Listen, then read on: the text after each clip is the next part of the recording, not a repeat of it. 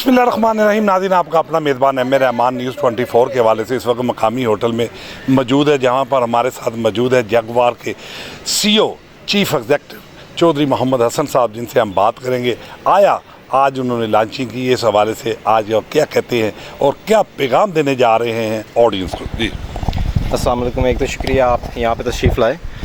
अच्छा, इसमें ऐसा है कि MS ग्रुप ऑफ इंडस्ट्रीज़ के अंडर आता है MS जगवार, जो कि 1984 में MS group of industries start हुई।